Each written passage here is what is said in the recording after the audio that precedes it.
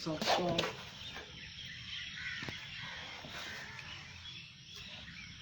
آج میں ویڈیو بنانے جا رہا ہوں ایک نئے عنوان کے ساتھ، اور ہونا تو یہ چاہیے تھا کہ جیسے میں نے سابقہ ویڈیو میں جو چیزیں بتائیں جو لمحی طور پہ کسی کی ذات کو ڈیمیج کرتی ہیں اور منزل تک رسائی مشکل ہو جاتی ہے، تو آج ہمیں منزل کا سفر طے کرنا چاہیے تھا. چل پڑے ہیں منزل کی راہ پہ، مگر افسوس کہ ایک اور پوائنٹ مجھے مل گیا جس پہ میں سمجھتا ہوں کہ بولنا نہایت ضروری ہے. اور وہ پوائنٹ کون سا تھا؟ وہ پوائنٹ تھا علامہ اقبال کی شاعری میں. علامہ اقبال کے حوالے سے ہی مجھے ملا اور معاشرے کے حوالے سے بھی مجھے نظر آ رہا تھا، پلس کچھ مجھے علامہ محمد اقبال کی شاعری سے کچھ چیزیں ملی تھیں جو میں چاہ رہا تھا کہ اس کو ڈسکس کر سکیں. تو لہٰذا علامہ محمد اقبال کی شاعری کے حوالے سے دیکھا جائے تو پیر رومی اور ہندی مریض اور پیر رومی کے حوالے سے علامہ اقبال نے گفتگو کی ہے. تین کتاب مجھے سیٹسفائی نہیں ہو رہا بیٹھنے کے حوالے سے، پتہ نہیں کیا عجیب سا آ گیا یاد. مولانا روم رحمۃ اللہ علیہ، مولانا روم کو اقبال سوال کر رہے ہیں کہ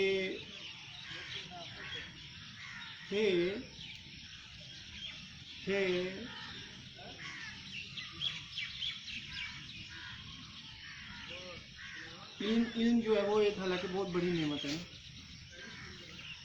تو علم سے جو ہے وہ فائدہ نہیں مل پا رہا، تو اس کی وجہ کیا ہے؟ کیوں ہم منزل تک رسائی حاصل نہیں کر پاتے؟ یہ اقبال پیر رومی سے، اور پیر رومی کے متعلق یہ تھا، تاریخ کے اوراق میں تھوڑا سا ان کا میں آپ کو بتا دوں کہ ان کے متعلق یہ تھا کہ بہت زیادہ شاعر تھے، اور اس کا نام کیا ہے، ایک جیسے شاہی سسٹم ہوتا ہے نا، اس طرح ان کا نظام تھا کہ شاگرد جو ہے ان کے پیچھے مارے مارے پھر رہے ہیں، اور ان کے علم کی ہر جگہ پہ ان کے علم کے چرچے ہیں. شمس تبریز رحمۃ اللہ علیہ ان کے پاس جاتے ہیں تو کہتے ہیں مولانا یہ کیا ہے؟ تو مولانا روم کہتے ہیں کہ یہ وہ ہے جو تم نہیں جانتے. اور روایات والے کہتے ہیں کہ شمس تبریز کہتے ہیں اچھا. واپس لوٹتے ہیں تو وہ لائبریری جو اتنی نایاب کتب کی تھی وہ جھل جاتی ہے، اور کہتے ہیں مردے اب ان کے بال الجھے ہوئے ہیں، حلیہ عجیب سا ہے، تو وہ کہتے ہیں کہ تیری وجہ سے بدلے ہوا ہے، کیونکہ اچانک اس کے بعد ریزن بھی کوئی نہیں تھی. تو یہ کیا ہے؟ تو آپ نے کہا اچھا میری وجہ سے. تو پھر وہ دیکھتے ہیں تو کتابوں کو کوئی نقصان نہیں ہوتا، تو وہ حیران ہوتے ہیں کہ جو پہلے جل رہی تھی ان کو تو کچھ ہوا ہی نہیں ہے. تو انہوں نے کہا یہ کیا ہے؟ تو شمس تبریز رحمۃ اللہ علیہ نے فرمایا کہ یہ وہ ہے جو تو نہیں جانتا. دوسری روایت میں یہ آتا ہے کہ کتابیں پڑھی ہوئی تھیں، ایک بڑی نایاب کتاب جو جن کا مطالعہ کر رہے تھے یا غالباً پڑھی ہوئی تھی، اسی کو پانی کے تالاب میں پھینک دیا. وہ انہوں بڑے پریشان ہوئے کہ میری کتاب خراب ہوئی ہے. وہ چھاپے کھانے کو اس دور میں تھے نہیں، کتابیں تو ہاتھوں سے لکھی جاتی تھی. تو اب وہ کتاب باہر نکالتے ہیں تو وہ بڑا اس کو کہتے ہیں یہ کیا وہ ہو گیا. تو پھر جب کتاب دیکھتے ہیں تو وہ بالکل صحیح حالت میں ہوتی ہے، اس کو پانی نقصان نہیں جاتا. تو پھر وہ پوچھتے ہیں کہ یہ کیا ہے؟ تو کہتے ہیں یہ وہ ہے جو تو نہیں جانتا. اور یہ وہ علم تھا، یہ وہ مقام تھا جب انسان کے باطنی اسرار انسان کے دل پہ وارد ہوتے ہیں. مولانا روم اس نالج پہ فائز ہیں، شمس تبریز رحمۃ اللہ علیہ اس مقام پہ فائز ہیں، اور مولانا روم ابھی ظاہری علوم میں ہی اپنی سرکپائی کر رہے ہیں اور اپنی یہ باعث شرف سمجھ رہے ہیں. جب ان کو ایک ایسے علم کے متعلق پتہ چلتا ہے تو وہ اپنی روایت میں ملتا ہے کہ اپنی لائبریری اور اپنے درس و تدریس کا نظام ختم کر دیتے ہیں اور شمس تبریز کے پیچھے ہو جاتے ہیں کہ میں نے بھی یہ نالج حاصل کرنا ہے. تو سنا کہ شاگردوں نے اور ان کے جو رشتہ دار تھے مولانا روم کے، انہوں نے بہت برا بلا شمس تبریز کو کہا، حتیٰ کہ مولانا کی بیوی نے بہت برا کہا. اور واللہ عالم تاریخ کے اوراق میں جیسے انہوں نے نقصان پہنچانے کی کوشش کی اور کامیابی ہو گئی یا نہیں، ایک علیحدہ سے بحث ہو جائے گی. مولانا روم کے شمس تبریز رحمۃ اللہ علیہ. تو اچھا مولانا روم ہی جواب دے رہے ہیں. اب وہ ان کے باطنی جو ہے نا آنکھ ان کی کو بھی مل چکی ہوئی ہے باتیں سے, وہ اللہ کی فراست سے دیکھ رہے ہیں. کون؟ مولانا روم, کیونکہ وہ شمس تبریز کی بیعت جو کر لی نا. تو اب اقبال سوال کرتے ہیں علم سے ہمیں منزل تک رسائی نہیں ملتی, علم کے باوجود پریشانی کس چیز کی ہے. ابھی دیکھیں میں بتا رہا ہوں کہ معاشی کی تباہی کا سبب کیا ہے, آج علم نہیں ہے. اب اس موضوع کو آپ نے دیکھنا ہے, انفارمیشن کی صورت میں ہو سکتا ہے, کوئی بھی نالج ہو سکتا ہے. اب دیکھیں وہ کہہ رہے ہیں کہ یہ وہ ہے جو تو نہیں جانتا, تو وہ اچھا وہ سوال کرتے ہیں کہ علم سے فائدہ کیوں نہیں ہو رہا. تو آپ کہتے ہیں کہ جب تم تن پروری کے لیے نالج کو استعمال کرو گے, اپنے لیے ذاتی مفاد کے لیے استعمال کرو گے, جیسا کہ پیسے کی غرض کہ مجھے پیسہ مل جائے, دوسرا یہ ہونا کہ اس سے لوگوں کو میں اپنا غلام بنا لوں اور لوگ جو ہیں وہ میرے غلام بن کے رہیں, میری شخصیت کی قید میں چلیں. جیسے آج ایکٹر یا ایکٹریسز کرتے ہیں جناب فین یہ وہ, اس طرح لوگ ایسے بھاگتے ہیں ان کے پیچھے جیسے پتہ نہیں استغفر اللہ کیا چیز ہو گئی ہے. تو حیرت ہوتی ہے. اسی طرح کسی کو چھوٹا کسی میں فن ہے, کوئی مصوری میں ہے, کوئی رائٹنگ میں ہے, کوئی کسی میں ہے, وہ لوگوں کو اپنا غلام بنانا چاہتے ہیں. اور جو اسی لیے آج وہ فن ختم ہو گیا. آج علم فن اس لیے ختم ہو گیا کہ معیارات گر گئے. آج علم کو لوگوں کو قید کرنے کے لیے استعمال کیا جاتا ہے, لوگوں پہ تاثر چھوڑا جاتا ہے یا اپنے لیے مفادات سمجھ کیے جاتے ہیں. مگر جو علم کا جو اور فن کا حقیقی مقصد ہے وہ فوت ہو جاتا ہے. تو یہی چیز ہے میں بتانا چاہ رہا ہوں کہ آج دیکھیں معیارات گر گئے ہیں. اب دیکھیں لکھنے کے سے لے کے دوسرے تمام فنون و علوم تک دیکھا جائے تو آج میں کسی بھی موجودہ رائٹر کی نہ شاعری پڑھتا ہوں, نہ ہی میں غالب پڑھتا ہوں, اقبال پڑھتا ہوں, پہلے اقبال پڑھا, غالب پڑھا, اور جو پرانے شعراء کرام ہیں ان کو میں پڑھتا ہوں. اسی طرح کوئی لکھت کے حوالے سے مجھے کوئی پسند نہیں آتا. صوفیہ اعظام کی کتابیں پڑھ لیں, ٹھیک ہے. نسیم حجازی نے بڑی اچھی اسلامک تاریخ لکھی, وہ میں پڑھی ہے میں نے. اس کے علاوہ جو بڑے اچھے مثالی جن کی باتیں دل سے لکھی ہوتی ہیں, جو تحریر کرتے ہیں نا, جو بڑا بحث طریقے سے بات کرتے ہیں, وہ شخصیت بہت انمول ہوتی ہے, ان کا لکھنا بہت اچھا ہوتا ہے, ان کا فن بھی کمال کا ہوتا ہے. مگر جو لوگ علم کو اپنے عزت کمانے کے لیے استعمال کرتے ہیں, فن کو ہو جائے علم ہو جائے, یا اس کو لوگ غلام بنانے کے لیے استعمال کرتے ہیں, یا پیسہ کی دوڑ میں شامل ہو جاتے ہیں اور وہ معیار سے گر جاتے ہیں اگر, تو ان کا کوئی فائدہ نہیں. یہی چیز اب دیکھا جائے تو آج آدھا نالج پھیلایا جا رہا ہے, جہاں تو جن کو حقیقت کا ادراک ہے وہ بات کو آدھی کر رہے ہیں تاکہ لوگ حقیقت تک رسائی حاصل نہ کر سکیں. اگر جو عوام ہے اگر ان کو آدھا نالج ملے گا تو عوام تو بھٹکے گی کیونکہ وہ دو اور پھر یوں لڑائیاں اور چکلشیں اور تضادات جنم جو معاشرے کی تباہی کا باعث ہے. میڈیا کو ہی دیکھ لیجیے, انفارمیشن کے حوالے سے, کمیونیکیشن کے حوالے سے جو بات میڈیا پہ بڑی جلدی پھیل رہی ہے, ہر چیز بڑی جلدی سے پھیل رہی ہے. میڈیا میں آدھا سچ بولا جاتا ہے یا آدھے سے بھی کم سچ بولا جاتا ہے, یا اس میں ہٹ درمی ہو سکتی ہے, مفادات ہو سکتے ہیں, ضمیر فروشی ہو سکتی ہے, کم عقلی بھی ہو سکتی ہے, کیونکہ ایک بندے کو ہے ہی نالج اتنا اس نے بات کرنی ہے نا. ایک انسان کو نالج ہے مگر وہ توڑ مروڑ کے عقل یار ہے سو بیس بنا لیتی ہے. عشق بیچارہ نہ ملا نہ حکیم. تو عشق جو ہوتا ہے وہ صاف دل ہوتا ہے, اور عقل جو ہوتی ہے یار ہوتی ہے شاطر عقل, یعنی کہ کسی کو بیوقوف بنانا ہو, حالات کو کسی کا ایجنڈا سیٹ کرتا ہے. ایجنٹ کا کردار میں نے آپ کو بنایا تھا, اسی طرح ایجنٹ کے تحت وہ کام کرنا. آج جتنی بھی آپ دیکھیں سیاستدانوں کی لڑائیاں ہیں, سب کو پتہ ہے کون ہے. نالج ہونے کے باوجود کئیوں کو آدھا نالج ہے, اور کئیوں کو پورا جن کو ان کی کرتوتوں کا پتہ ہے وہ پردے بھی لوگ ڈال رہے ہیں, چھوڑو جی ایسے ہے ویسے ہے یہ ہے وہ ہے, اور آپ کا ریاستی نظام جدھر چلا گیا عام عوام بھی منہ پھٹ ہو چکی ہے.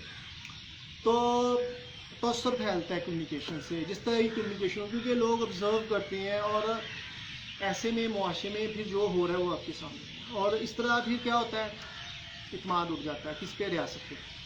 جب اتنے بیلغم سیاستدان ہو جائیں گے اور اتنی عجیب باتیں کریں گے اور اتنے بڑے اسکینڈلز بھی سامنے آئیں گے اور کسی کا کوئی احتساب نہیں ہوگا، چاہے کوئی بھی ہے، یہاں پہ کوئی بھی دودھ کا دلہا نہیں ہے سیاستدان، تو حیرت بڑھتی ہے۔ یہی حال علماء کا ہے۔ فرقہ واریت میں آدھا نالج اپنے ذہن میں رکھیں کہ آدھا نالج بہت بری چیز ہے، تاکہ جان بوجھ کے آدھا نالج پھیلانا تاکہ اپنا ایجنڈا سیٹ کیا جائے اور لوگوں کو حقیقی منزل سے دور رکھا جائے۔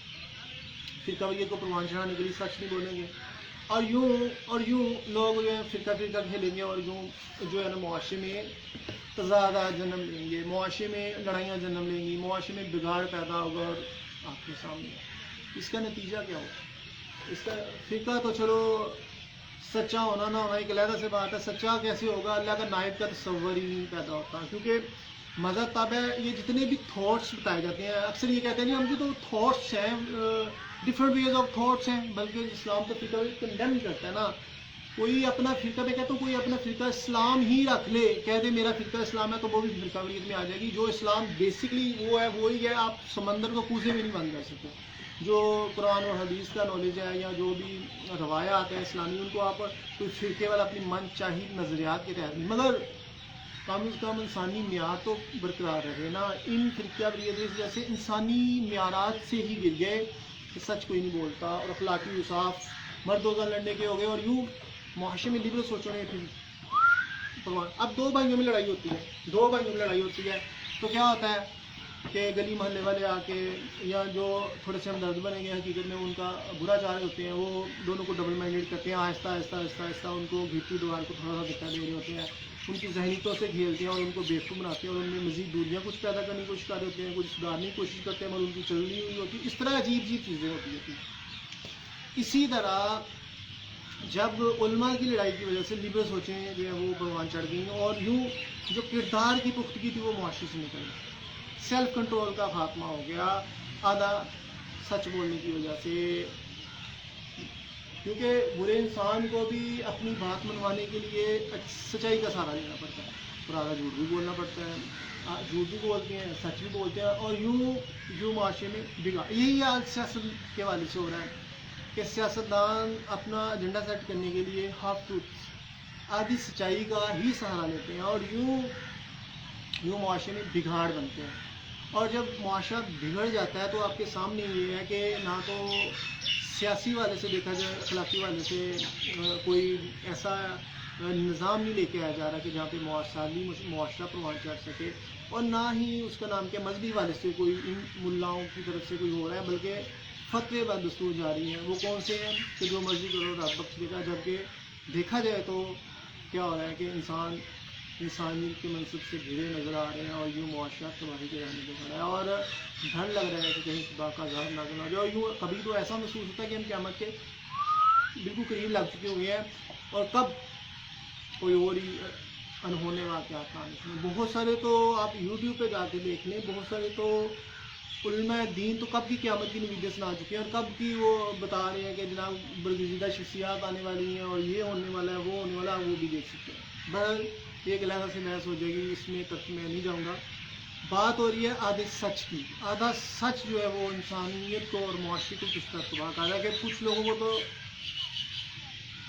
ادراک ہے ہی نہیں، اور جن کو علم ہے وہ جان بوجھ کے ایجنڈا سیٹ کرتے ہوئے یا اپنا اور یوں اس چیز کو پس پوچھ ڈال دینا کہ اللہ کیا چاہتا ہے، اور اللہ کے رنگ میں رنگنے کی بجائے اللہ کے لیے اپنے مفادات کو خاتمہ کرتے ہوئے ظاہر بن طاغوتی طاقتوں سے بات کرنا کی بجائے یا کلمہ حق بلند کرنے کی بجائے اب کوئی جھوٹا انسان میری باتوں کا سہارا نہ لے لے، مجھے یہ بھی ڈر لگتا ہے، کیونکہ بعض آج کل بڑے بڑے عجیب سے شکوفے چھوڑے جا رہے ہیں کہ جس کو مرضی سچائی کا مسیحا بنایا جا رہا ہے، جس کو مرضی پتہ نہیں کیا کیا بنایا جا رہا ہے، اس کا اور کانوں کو میں ہاتھ لگاتا ہوں، جس طرح سیاست میں بومیاں چاہ رہی ہیں میرے خدایا۔ تو اب ہے کیا؟ اقبال فرماتے ہیں خودی کی موت سے مشرق کی سرزمینوں میں ہوا نہ کوئی خدائی کا راز نہ پیدا، خدائی کا راز نہ پیدا۔ ایسا علم میں نے آپ کو بتایا بھی، ویڈیو شروع ہونے سے پہلے ہی بتا دیا کہ جو دل سے چشمے، ایسا نالج جو دل کے چشمے سے پھوٹتا ہے، جو باطنی علم ہوتا ہے، وہ صوفیہ اعظام کو ملتا ہے، برگزیدہ شخصیات کو ملتا ہے، جنہوں نے ख्वाहिश नफ्स की कुर्बानी दी होती है, जिनको सेल्फ कंट्रोल होता है, पकीज़ा मुत्की होते हैं अल्लाह उनको अपना नायब बनाने का।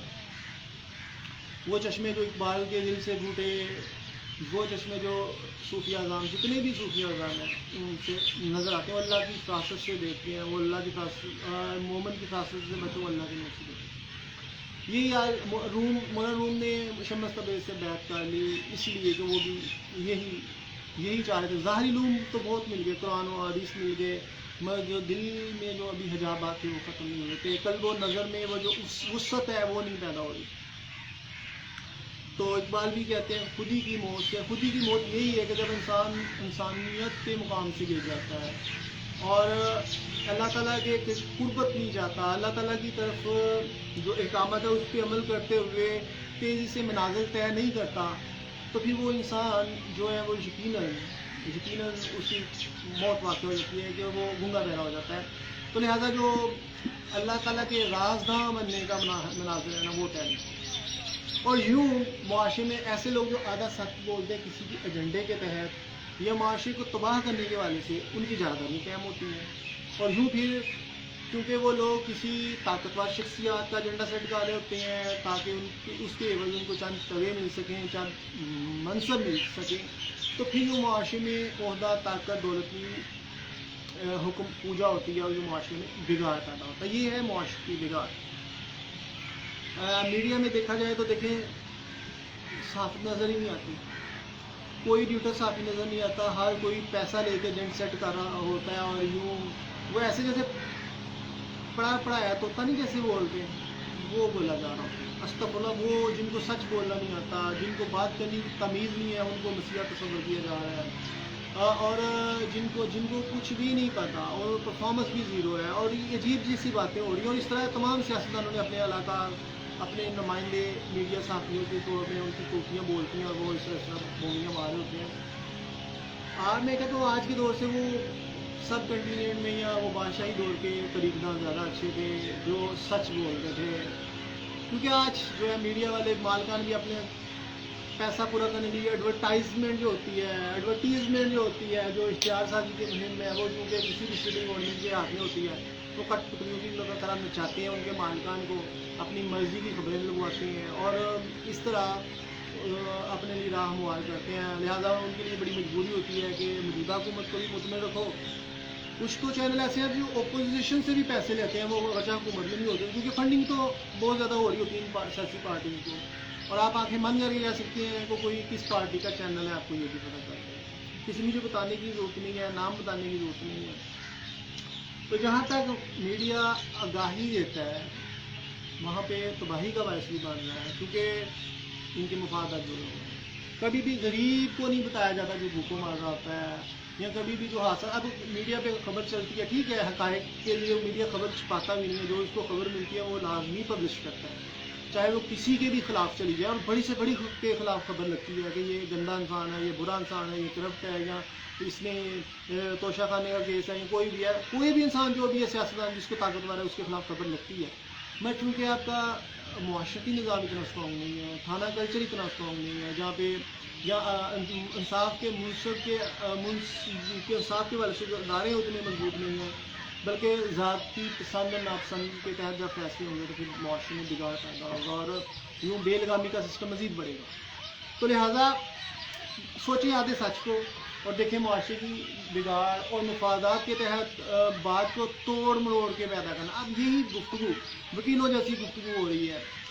इसी तरह वकील भी जो है ना वो दलाइल लेता है बेईमानी से बात का, और कुछ हकीकत पे मबनी, कुछ इस तरह मिक्सअप करके अजीब तरीके से, यानी कि माथे पे आँखें रख के बात करना। और देखा जाए तो आज मियाँ बीवी की लड़ाइयाँ भी इस तरह की हो रही हैं, बाप बेटे की लड़ाइयाँ भी इस तरह हो रही हैं, वकीलों जैसी इसी तरह ही हो रही हैं। मफादात के लिए ऐसे जैसे जंगल जारी है, यानी कि बेबाक हो के बदतमीज़ी के साथ एहसास ना करना, तुमने हमें पैदा क्यों किया, मेरे पास नहीं बर्दाश्त कर सकते थे, चिड़ियाँ भी बच्चे पैदा कर सकती हैं, अगर तुमने पैदा कर दिया तो ये कौन सा बड़ा कारनामा है। ये मैं अपना डायलॉग ऐड कर रहा हूँ, किस वजह से बोलता हूँ मैं ये कि अगर तरबियत वालिदैन नहीं कर सकते اور سالی معاشرہ نہیں پیدا کرتے. میں کہتا ہوں یہ والدین جو ہیں, اب میں نے اپنا ڈائلیگ کسی اور سینس میں ادھر کوڈ کر دیا اور کسی کے بچے ڈھونگ دیا, تو میں کہتا ہوں کہ والدین اگر بچوں کی تربیت نہیں کر سکتے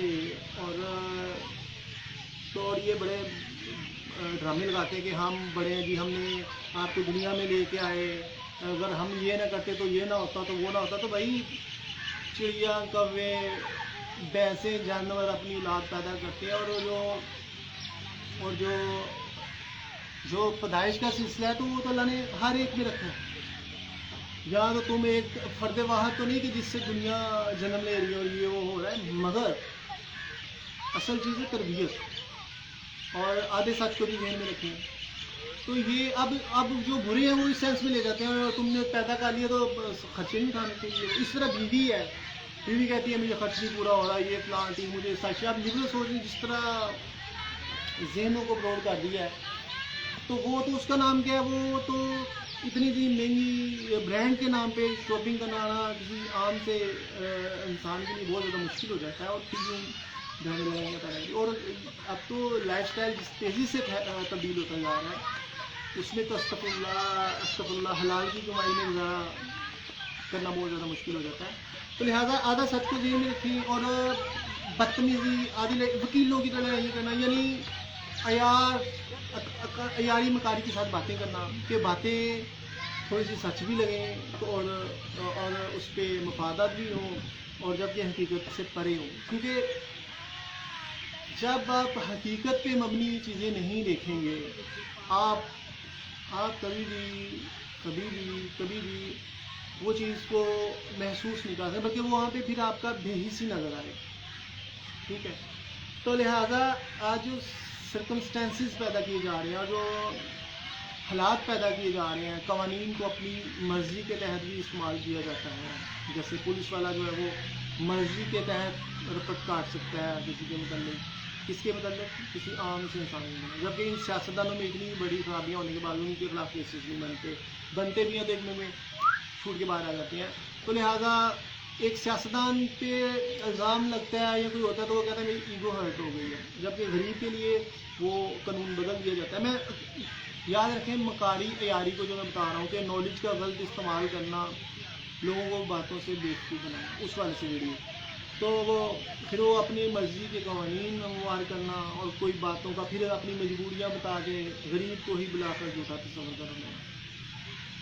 غریب کو ہی, جیسے طائفہ اپنے شوہر کو ہی ہمیشہ, یا بگڑی عورت جو ہوتی ہے ہمیشہ اس کو جھوٹا ثابت کرنے کی اور اس کو بدنام کرنے کے چکر میں. شریف زادی جو ہوتی ہے وہ روکھی سوکھی کھا کے بھی اس کا نام کیا ہے شوہر کی تابع دار ہوتی ہے, اور اس سے پتہ ہوتا ہے کہ اس کی عزت کا چھالنا میری عزت کا خاتمہ ہے. اسی طرح شوہر جو ہے وہ اپنی بیوی پہ کبھی بھی اس کا نام کیا ہے اس کی نمائش نہیں کرتا باحیا. تو اسی طرح جو ہے نا یہ توق اور یہ مفادات کے تحت لڑائیاں یا ضمیر فروشی کرنا یا آدھا سچ بولنا, یہ ساری چیزیں ایک دوسرے سے انٹرلنک نظر آ رہی ہیں. تو اب علم ہمیں ملتا, اب تو ہم نے خود ہی خاتمہ کر دیا نا. جب بگاڑ پیدا ہوا, سچائی تک کسی کو پہنچنے نہیں دیا جائے گا, اوپر سے اخلاقی تربیتیں بھی ختم ہو جائیں گی, تو معاشرے میں حیوانیت پروان کرے گی, اور حیوانیت نظر آتی ہے. اب میں کوڈ نہیں کروں گا حیوانیت کیسے کیسے پھیلی ہوئی ہے. اب نیکسٹ اسٹیج آ جاتی ہے, مولانا روم سے ہی سوال کرتے ہیں علامہ اقبال کہ مسلمان دین و دنیا میں ناکام نظر آتے ہیں, دنیا بھی ان کے ہاتھ سے چلی گئی اور دین بھی کاربن میں ہے. اس کی وجہ محرم کا مہینہ مقدس چل رہا ہے اور آج 11 محرم ہے. علامہ اقبال فرماتے ہیں کہ جب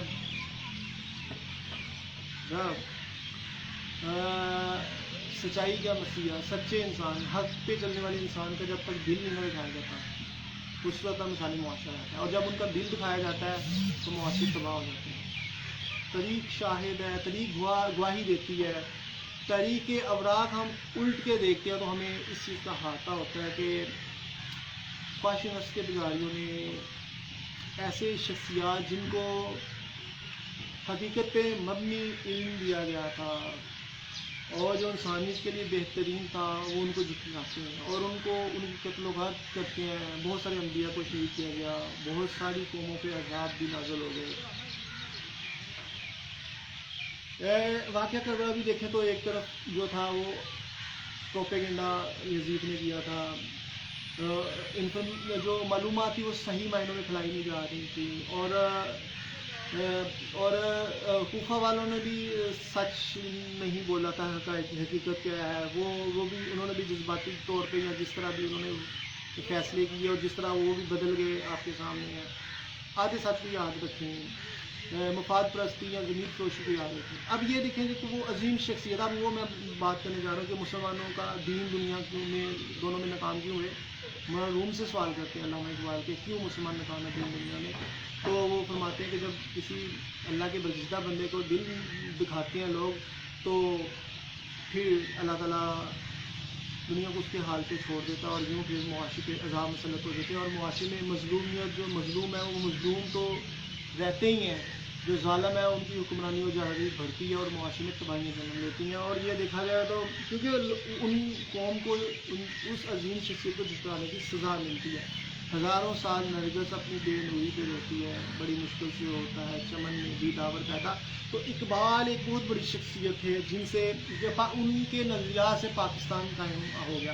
واقعہ کربلا نہ پیش آتا تو ہو سکتا ہے پورے عالم اسلام، پوری دنیا میں اسلام کا پرچم لہرا جاتا اور وہ عظیم شخصیت کے قدموں کے تخیل. مگر آج دیکھیں برصغیر پاک و ہند میں بھی صوفیہ نظام کی وجہ سے ہی ہم حلقہ اسلام میں شامل ہیں.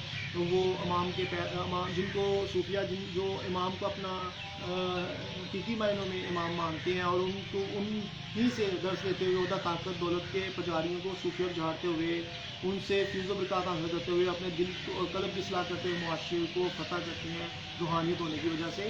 تو لہٰذا واقعہ کربلا کے حوالے سے دیکھا جائے تو وہ کافی حد تک مسلم امہ کا جو وقار ہے وہ مجروح ہوتا نظر آتا ہے اور ایسا لگتا ہے کہ اسلام کافی حد تک محروم ہو گیا. آج اگرچہ اسلام کا پتہ ہے مگر وہ جو کردار کی تحقیق کہیں نظر نہیں آتی. آج قرآن بھی ہے، حدیث بھی ہے، مگر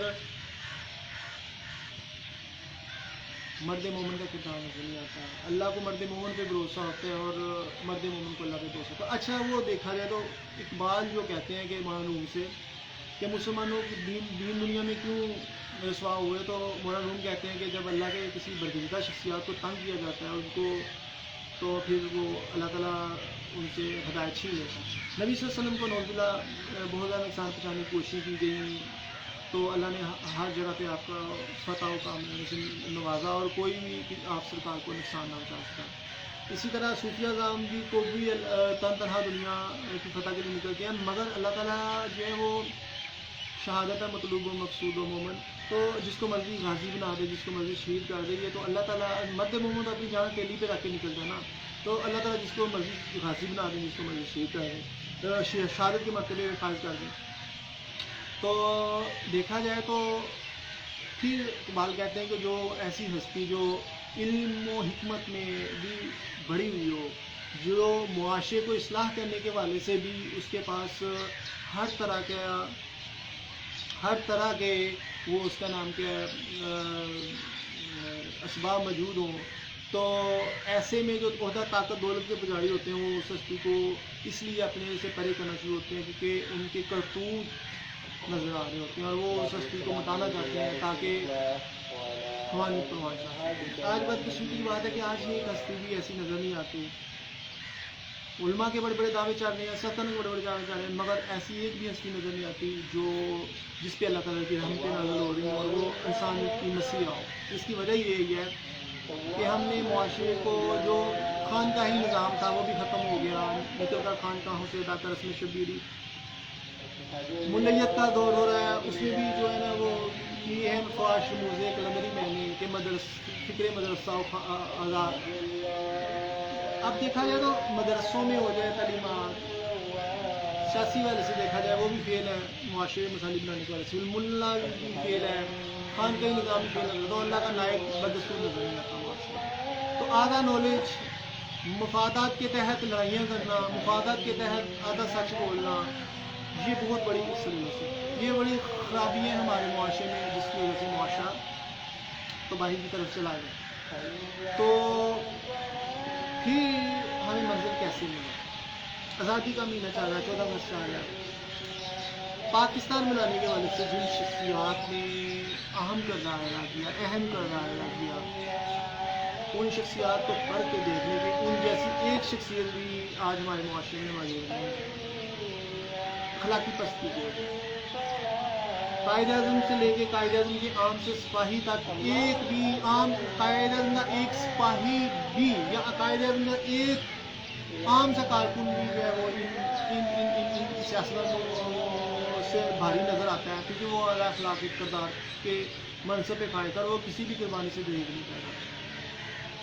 آج مفادات چاہیے، بھٹکے ہوئے لوگ تو ہیں ہی ہیں، مفادات چاہیے، اور یوں معاشرے میں بھٹکنے سے بھٹکنے تک کا سفر چل رہا ہے۔ علم و فن میں بھی کے بھی جنازے نکلے ہوئے ہیں، مرد و زن لڑنے کے ہو گئے، جو بڑے جن کو بڑے کہتے تھے، بڑے یا جن کے عہدے بڑے ہیں، جو اپنے علم اور مرتبے کی وجہ سے بڑے ہوتے تھے، وہ سب چھوٹے چھوٹے نظر آ رہے ہیں۔ ایون والدین سے زیادہ تو کوئی انسان کا عزیز نہیں ہوتا، والدین بھی آج کے دور میں بچے بن جاتے ہیں۔ تو کیا کیا جا سکتا ہے کہ والدین ہی تربیت نہیں کر سکتے، اگر سیاستدانوں کو کیا غرض، وہ تو لوٹتے ہیں ملک کو یا غیر منصفانہ تقسیم کرتے ہیں، تو والدین تو اپنے بچوں کا اچھا برا سوچ سکتے ہیں، وہ بھی بے بس نظر آتے ہیں، کیونکہ ان میں پختگی نہیں ہے ان کے کردار میں کہ کیسے اپنے بچوں کو مناظر کرنے کی۔ تو چلو، اور اس دور میں جس دور میں سارے بھٹکے ہوئے ہوں، اس دور میں ایک اچھا انسان جس میں احساس تڑپ ہو، بہت بڑی مول تصور کیا جاتا ہے، اور اس کے چھوٹے چھوٹے عمل بھی بڑے نظر آتے ہیں۔ حسین و رات ہے دھندلا سا ستارہ تو ہے، زمانے میں کشتی حق کا سہارا تو ہے۔ علامہ اقبال فرماتے تھے کہ عرب و عجم کے آپ سیر کر لو، اور جو عشق جو میرے کوزے میں مانگتا ہے نا، وہ کہیں سے بھی نہیں ملے گی، یعنی قدرت نے میں عشق مجھے دے دی ہے، اقبال فرما رہے ہیں۔ کیونکہ ان کی آنکھ بینا نہیں ہے، ان کے قلب و نظر میں معرفت کے چشمے جاری نہیں ہو سکے۔ تو بدقسمتی کی بات یہ ہے کہ آج کوئی سچائی پہ عمل پیرا ہونا پسند نہیں کرتا، سچائی پہ چلنا پسند نہیں کرتا، کوئی بہتر ہونا پسند نہیں کرتا، تو پھر کردار میں پختگی اور مثالی معاشرے کیسے؟ اور ایسے میں قوانین جب غلط مان جائیں گے، وہ بھی آدھا سچ یاد رکھیں، آدھا سچ بولنا، مفادات کے تحت، مکار عقل کے تحت لوگوں کو بیوقوف بنانا، جیسے سیاستدان بناتے ہیں، جیسے ملا بناتا ہے، جیسے عام کر، پھر یہی ہوگا جو ہو۔ آج فتوے تو نظر آتے ہیں، جب کردار پختہ نہیں ہوتے رہتے، جب کردار پختہ نہیں رہتے اور جب بگاڑ بڑھتے ہیں تو کیا ہوتا ہے؟ پھر آپ ڈپریشن کا شکار ہو جاتے ہیں۔ جب آپ میں فن ہی نہیں ہے، جب آپ میں کوئی ہنر ہی نہیں ہے، تو پھر کیا ہوتا ہے کہ آپ ڈپریشن کا شکار ہو جاتے ہو، بڑے بڑے دعوے کرتے ہیں، حقیقت میں آپ زیرو، بڑے بڑے دعوے کہ میں یہ ہوں وہ ہوں، کوئی بھی ہو، چاہے مولویوں کے بڑے بڑے دعوے، سیاستدانوں کے بڑے بڑے دعوے، عام انسانوں کے بڑے بڑے دعوے، اور ہر کوئی اپنی برتری جتانا چاہتا ہے۔ جو بڑا ہوتا ہے وہ کبھی برتری نہیں جتاتا، وہ اس میں عزت اللہ تعالیٰ کی بات ہے۔ اور جو کمالات ہوتے ہیں نا، میں کہتا ہوں کوئی انسان کے پاس کمال نہ ہو، بس ایک ہی کمال ہو جائے نا کہ وہ سچ بولتا ہے اور وہ نیوٹرل ہے، تو یہ بھی بہت بڑا کمال ہے۔ سچ نہیں ہمارے معاشرے میں کوئی نہیں۔ تو آج نیگیٹیوٹی کے تحت بلیک میل ہو کے کسی کا جنڈا سیٹر بننا یہ بہت بری بات ہے، یہ حق کا تو پلیٹ فارم نہیں ہے، جیسے میں نے آپ کو بتا دیا، کہیں بھی کوئی بھی انسانی کا مسئلہ نہیں ہے، ہر کوئی لوٹنا چاہتا ہے۔ این جی اوز والے لوٹتے ہیں، آدھا سچ بول کے ہم انسانوں کے مسیح ہیں، جبکہ عام انسان 10 روپے کسی بھی کاری کو نہیں دیتے، اور این جی او والوں کو لاکھوں روپیہ پڑھا دیا جاتا ہے، اور یوں حیرت ہوتی ہے واٹ اٹ از کہ وہ بھی آدھا کھا گئے، اسٹاف کی سیلریز نکل گئی، یہ ہو گیا، فلان ہو گیا، اور غریب کو پہنچتے وہ بھی کسی کو ملا نہ ملا، یہ چیز۔ تو لہٰذا جب کردار ختم ہو جاتے ہیں نا، تو پھر دعوے رہ جاتے ہیں، اور وہ دعوے آج ہمیں معاشرے میں نظر آتے ہیں۔ پھر ایسے ہی ہوتا ہے کہ ناری لوگ پروان کرتے ہیں، نکمے لوگوں کا راج ہوتا ہے، بڑے بڑے عہدوں پہ نکمے جاہل قسم کے لوگ بیٹھ جاتے ہیں، چاہے وہ فن کے حوالے سے ہو جائیں، چاہے کسی اور نظام کے حوالے سے ہو جائے، اور جو ایسے ہیں جو خود سے آگاہی والے ہیں، اپنی صلاحیتوں سے آگاہی حاصل کرنے والے ہیں، وہ کسی کا ایجنڈا سیٹ نہیں کرتے. جو درباری نہیں ہے ان کو بڑا عہدہ ملتا ہی اس لیے نہیں ہے کہ وہ ضمیر فروشی نہیں کر سکتے. اور یہاں پہ ضمیر فروشوں کے لیے کارٹوجی حکومت کے وزیروں کی خوش آمد، دستور لے آنے دور کا آغاز. یہ ایسے ہی تھا جب پاکستان بننے جا رہا تھا تو انگریز اس کو عہدے دیتا تھا وہ ایسے لوگوں کو جو ان کے لیے ضمیر فروشی کرتے تھے اور جو قیام پاکستان کے لیے جدوجہد کرتے تھے. ان کی اخبارات بھی بند ہوتے تھے ایسے صحافیوں کے. عام لوگوں کو نقصان پہنچایا جاتا تھا تاکہ وہ لوگ پاکستان کی تکمیل کے لیے راہ معانا ہے. تو آج بھی ایسے ہی بونگا سسٹم نظر آتا ہے کہ مفادات اور اختیارات ان کو دیے جاتے ہیں جو کسی کا درباری بنتا ہے، جو کسی کا ایجنڈا سیٹ کرتے ہیں. اور حق پہ چلنے والا انسان تو کبھی بھی نہ تو کسی کا ایجنڈا سیٹ کر سکتا نہ کسی بڑے منصب پہ ہو سکتا، کیونکہ اسی کو اگر منصب ملتا ہے تو اس میں تو سچائی سے پرے کام کرنا ہی نہیں ہے، اور سچائی سے پرے کام نہیں کرنا تو پھر وہ منصب اس میں رہنا نہیں ہے. اور اس کو میری کسی ورڈکٹ میں پھر ورڈنگ کسی اور طرف نہ لے جائیں. مجھے سب سیاستدان نکمے نظر آتے ہیں. جو انسان سچ نہیں بول سکتا وہ سیاستدان ہو سکتا ہے. سوچیں ایک لیڈرشپ کی خصوصیت یہ ہوتی ہے کہ وہ عدل کرنے والا ہوتا ہے، وہ مساوی حقوق مہیا کرتا ہے، چند لوگوں کی بندرمان نہیں ہوتی. عام انسان تک اس کی رسائی ہوتی ہے کہ وہ اس سے کوئی بھی سوال کر سکتا ہے کسی بھی حوالے سے، اور اس کا جواب دہ سمجھتا ہے عوام کو عوام کے سامنے خود کو. مگر ادھر ایسا نہیں ہے.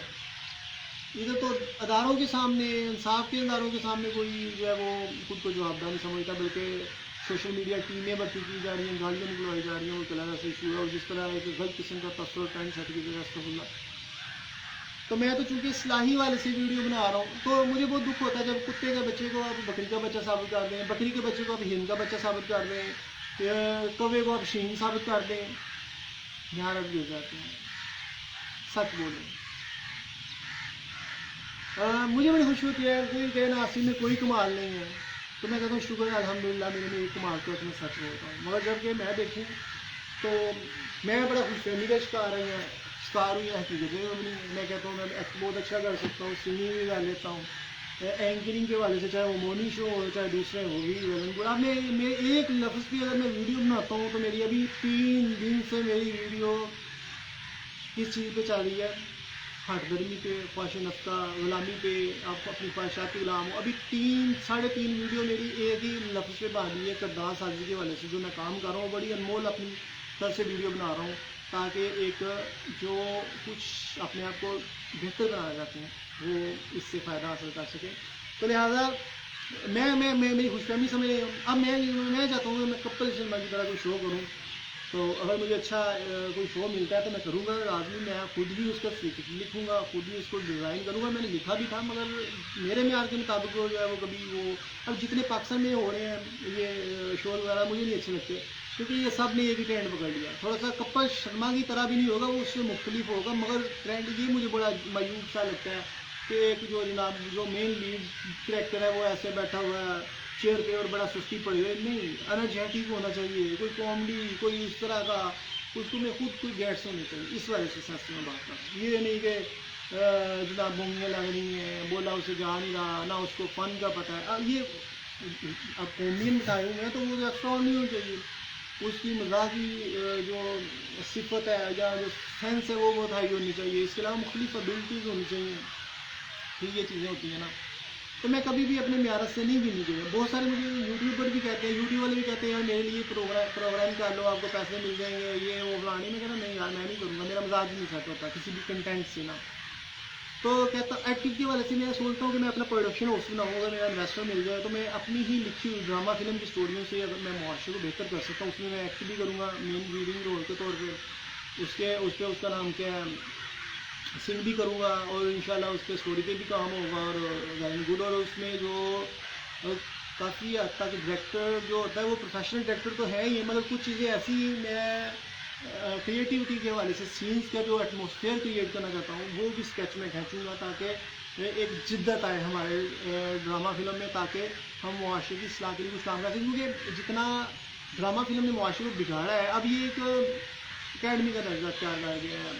مگر اگر ہم اس کو پازیٹیو طور پہ اگر اس کو یوز کریں تو جیسا آپ دیکھیں کلس عثمان اور ارطغرل غازی نے کافی حد تک انڈین ڈراماز کا تفسر ختم کر دیا، اور لوگ جو ساس بہو کی لڑائیاں سنائے، تو لہٰذا ہم اس سسٹم کو ایک پازیٹیو مقصد کے لیے بھی استعمال کر سکتے ہیں ڈرامہ فلم کو، تاکہ وہ معاشرے میں جو ہے نا وہ پازیٹیوٹی پروان چڑھے، جو یہ بہودگی جو ہے ہمارے معاشرے میں ختم ہو سکے، اور یہ جتنی بھی چپسیں ہیں اور یہ وہ تو انویسٹر نہیں میرا، میں تو کہتا ہوں کہ انویسٹر ہو اس پہ انویسٹ کرے تو جو پرافٹ ہو پھر اس میں میں شیئر رکھ لیں۔ میں نئی ایکٹنگ کے رائٹنگ کے سنگنگ کے پیسے دوں گا، مجھے تو کانفیڈنس ہے نا، اگر نئی ڈرامہ میرا فلم ہٹ ہوگی مجھے 1 روپیہ نہ دے چلیں، میری محنت ضائع شد۔ میں اتنا کمزرو نہیں ہوں انڈین ایکٹر کی طرح کہ وہ پہلے سے اتنی بڑی ڈیمانڈ کرتے ہیں جب ان کو میں خود کانفیڈنس نہیں ہے۔ شاہ رخ خان اٹھا کے دیکھ لیں، ڈرتا ہے، اپنی فلم نہیں بنا سکتا کیونکہ اس میں نہ ویژن نہیں ہے، نہ بس ایکٹ تو کر لیا چھوٹا موٹا، فیم مل گیا، اور اس میں اتنا کانفیڈنس نہیں کہ اپنی فلم پروڈیوس کر سکے۔ یہ سوچیں آپ، ہاں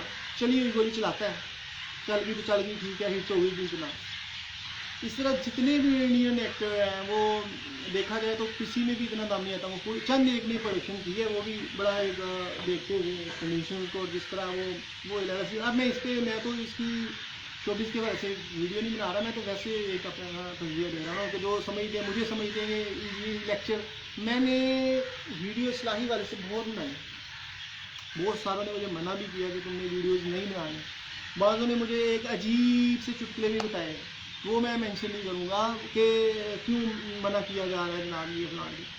اب میں نے کہا یار یہ میرا آرکائیو ہے، معاشرہ بدل گیا، چاہے کوئی اس کا سچائی کو قبول کوئی نہیں کرنے والا، مگر میں اپنی آواز کو نہیں دباؤں گا۔ میں یہ میری ایک لائبریری بھی بنی ہوئی ہے جہاں پہ میرے نظریات، میرے سوچ، میرے احساسات ادھر میں اپنے قید کرتا ہوں۔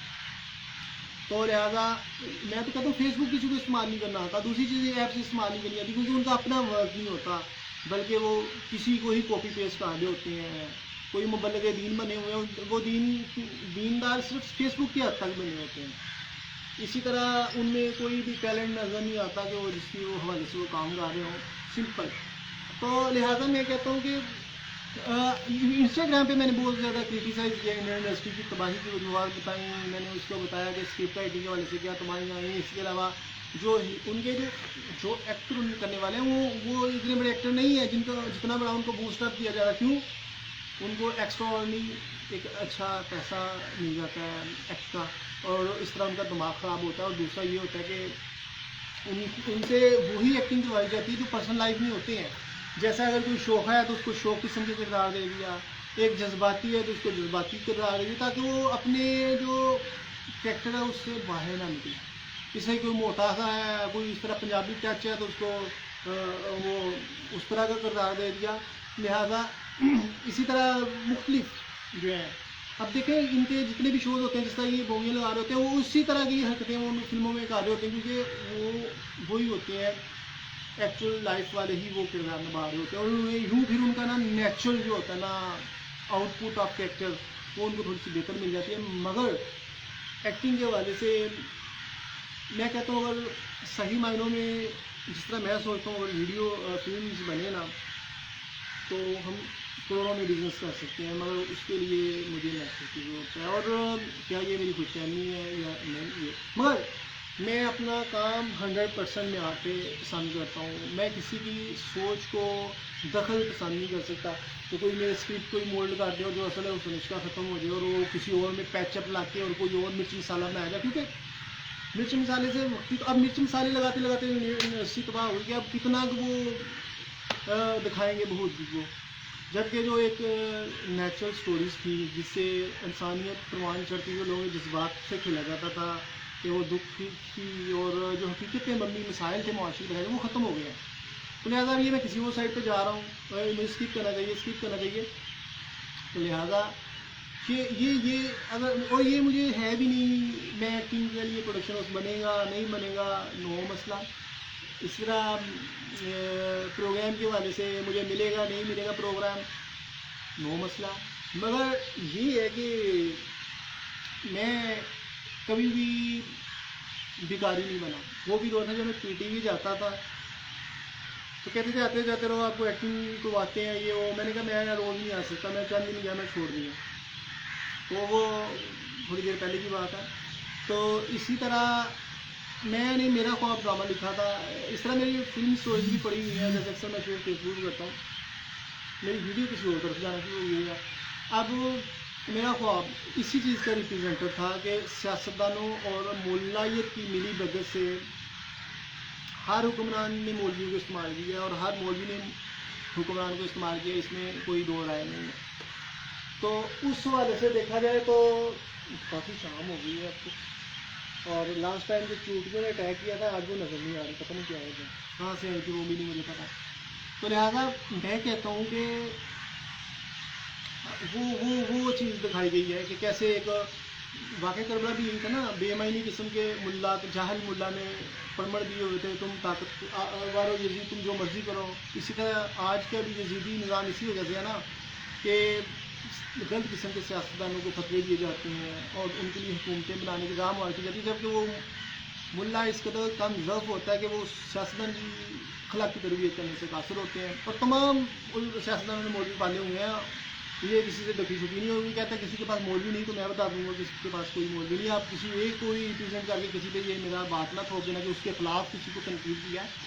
تو لہٰذا پھر یوں معاشرے میں بگاڑ جنم جاتے ہیں. اور اسی چیز کو پریڈکٹ کیا تھا میں نے کہ اقبال کا شہین اور ایک مولوی اور ایک سیاستدان کا کردار، اور اقبال کا شہین کیسے ریئیکٹ کرتا ہے. اور اس طرح ایک جنگ جاری ہوتی ہے اقبال کے شہین میں، ملا میں اور سیاستدان میں. ملا اور سیاستدان کی آپس میں بنی ہوئی ہے. تو اقبال کا شہین جب معاشرتی بگاڑ کو دیکھتا ہے تو وہ کیسے ریئیکٹ کرتا ہے اور کیسے وہ نشاندہی کرتا ہے اپنے کردار کے ذریعے. اور یوں کلیشز اور تضادات جنم لیتے ہیں اور اسٹوری اپنی اور کہانی جو ہے وہ پیک کی طرف جاتی ہے اور معاشرے میں جو ہے نا ایک عجیب سی چپلشیں اور جنگ جاری شروع ہو جاتی ہے. اور اقبال کا شہین کیسے اوور کم کرتے ہوئے معاشرے میں اپنا تسلط قائم کرتا ہے. یہ ایک الگ اسٹوری اور بڑا اچھا اسکرپٹ لکھا تھا میں نے، کیونکہ یہ بڑی ہائی پیریڈ ہوتی ہے جب آپ اکیلے ہوتے ہو. اکیلے اب ہو کھوتا جاہل ناہل کی طرف نہ لے جائیں میری بات. پھر صوفی اعظام اکیلے ہوتے ہیں، اس میں حکمت بنائی ہوتی ہے، وہ سچے ہوتے ہیں. یا کسی گدھے بھیڑیے بکریے درندہ سی انسان کے ساتھ طرف نہ لے جائیں جو جس کو بات کرنی آتی نہیں اور وہ کہے گا کہ میں اکیلا ہوں، میں سچا ہوں، جھوٹا. اب وہ کسی اور طرف نہ میری بات لیتے. اب وہ اقبال کے شہین کے حوالے سے میں بات کر رہا ہوں. تو پھر وہ کیسے اس کا نام کیا وہ سوسائٹی کا تسلط جماتا ہے اور کیسے وہ معاشرے کی اصلاح کرتا ہے. تو اب میں آپ سے اجازت چاہوں گا. دیکھیں بہت زیادہ شام ہو گئی ہے اور دیکھیں اب کچھ بھی نظر نہیں آ رہا. اور یہ جو میں ادھر بیٹھا ہوں نا، یہ جھیل ہے ہماری، یہ ایسے تو جھیل ہے اور ایسے اس کا نام کیا ہے. میں یہ شیئر کرتا ہوں آپ سے. تو اس کے ارد گرد پانی ہے، ایک پل ہے چھوٹا سا، اس کے کو گزر کے ہم باہر میں جاؤں گا. تو میں نسیم اجازی کی کتابیں پڑھتا تھا یا جزیروں کا تصور. تو یہ ایسے لگتا ہے جیسے میں کسی جزیرے میں آ گیا ہوں، مگر یہاں پہ پانی کم ہے. ویسے وہ میں تو ہر طرف سمندر ہوتا ہے اور چھوٹا سا ٹیلا ہو جاتا ہے. یا ایسے ہوتا ہے کہ چلیں میں کیا بتاؤں آپ کو، یا ایسے وادی ہوتی تھی جناب. تو ادھر سے کوئی ابھی لشکر نکلے گا اور حملہ آور ہو جائے گا اور جناب ادھر فائٹ شروع ہو جائے گی جیسے پرانی کہانیوں میں ہوتا تھا جناب. تو ادھر آبادی کو نشان پہنچا جا رہا ہے ٹیلے کی کہ جو بادشاہی ہے. مثلاً جو ایک پانی پہ ایک جو چھوٹا سا خشک خطہ ہوتا ہے اس پہ حملہ آور ہوتے ہیں کچھ لوگ. تو یہ ایک عجیب سی کہانی تھی مثلا کہ جہاں پہ ہر طرف پانی پانی اور جہاں پہ چند کلومیٹر پہ محیط، یہ تھوڑا سا ہے نا بالکل چند کلومیٹر محیط ہو خشک جگہ اور سراؤنڈنگ میں صرف پانی پانی ہو، سمندر ہو. تو اس پہ اگر کوئی اٹیک ہو جائے تو کیا ہوگا. وہ یہ بھی ایک اسٹوریز دیکھ چکے ہیں، موویز بھی اس حوالے سے ملتی ہیں باہر. تو اب تو میں نے کچھ ایکسٹراڈنری کا بیان لمٹ اس لیے باتیں نہیں کرنی کیونکہ وہاں پہ بھی زیادہ تر سچ بولا جا رہا ہے. انڈسٹری سے لے کے شوبز انڈسٹری سے لے کے اس کا نام کیا ہے سیاست سے لے کر سیاست سے مذہب سے عام معاشرے میں ہر کوئی آدھا سچ بول رہا ہے اور اپنے مفاد کی طرح سچ بول رہا ہے اور یوں بگاڑ رہا ہے اور بے یقینی بڑھ رہی ہے. تو اب میں آپ سے اجازت چاہوں گا، پھر ان شاء اللہ کسی نئی ویڈیو کے ساتھ آؤں گا. خدا حافظ.